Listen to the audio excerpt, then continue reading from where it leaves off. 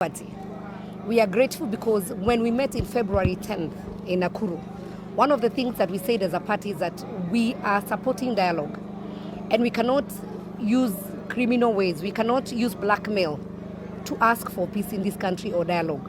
So we are happy that the two excellencies, His Excellency the President and Raila Odinga, have actually had given a team some work to do.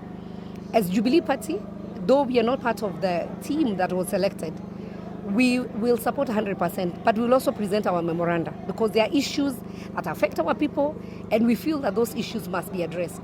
And some of these issues are the issues of when somebody loses, that you should not be going to the streets. And if you go to the streets,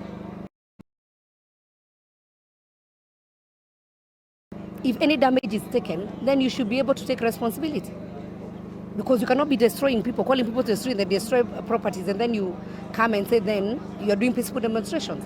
Part of it is about the 1 man, 1 vote, 1 shilling.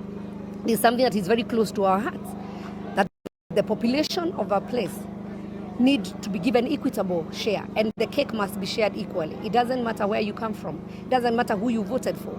So these are some of the issues. The issue about representation in Parliament, the issue of gender, those are some of the issues we'll be presenting.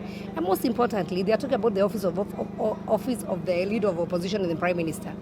What us would want is that the way we had said not a winner takes it all, we would want an office of the Leader of Minority, both Senate and the National Assembly, to be taken by the number 2, the person who loses. So that we don't have people feeling that they have lost everything and they can be able to go and articulate their opposition issues inside Parliament and in the Senate. So for us, we will be presenting our case. I don't want to preempt.